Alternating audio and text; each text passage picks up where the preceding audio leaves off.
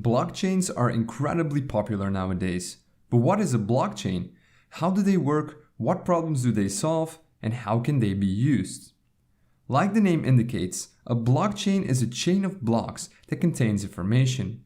This technique was originally described in 1991 by a group of researchers and was originally intended to timestamp digital documents so that it's not possible to backdate them or to tamper with them, almost like a notary.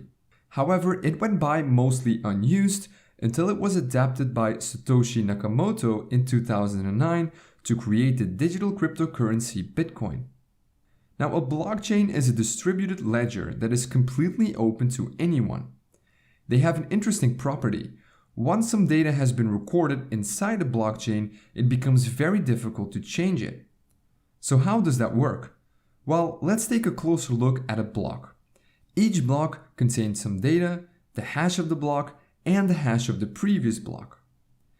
The data that is stored inside a block depends on the type of blockchain.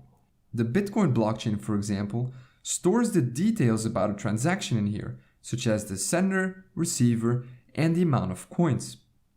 A block also has a hash. You can compare a hash to a fingerprint. It identifies a block and all of its contents, and it's always unique, just as a fingerprint. Once a block is created, its hash is being calculated. Changing something inside the block will cause the hash to change. So in other words, hashes are very useful when you want to detect changes to blocks. If the fingerprint of a block changes, it no longer is the same block. The third element inside each block is the hash of the previous block. And this effectively creates a chain of blocks, and it's this technique that makes a blockchain so secure. Let's take an example. Here we have a chain of 3 blocks. As you can see, each block has a hash and the hash of the previous block. So block number 3 points to block number 2, and number 2 points to number 1. Now the first block is a bit special. It cannot point to previous blocks because, well, it's the first one. We call this block the genesis block. Now let's say that you tamper with the second block. This causes the hash of the block to change as well. In turn, that will make block 3 and all following blocks invalid because they no longer store a valid hash of the previous block. So changing a single block will make all following blocks invalid. But using hashes is not enough to prevent tampering. Computers these days are very fast and can calculate hundreds of thousands of hashes per second. You could effectively tamper with a block and recalculate all the hashes of other blocks to make your blockchain valid again.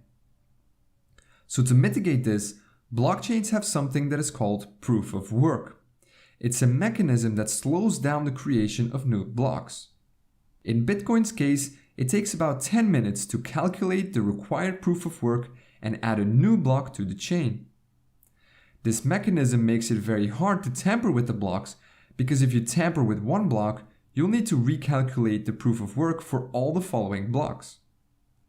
So the security of a blockchain comes from its creative use of hashing and the proof of work mechanism. But there is one more way that blockchains secure themselves, and that is by being distributed. Instead of using a central entity to manage the chain, blockchains use a peer-to-peer network and everyone is allowed to join.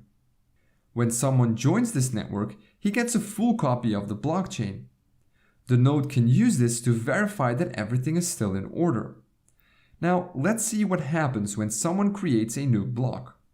That block is sent to everyone on the network. Each node then verifies the block to make sure that it hasn't been tampered with.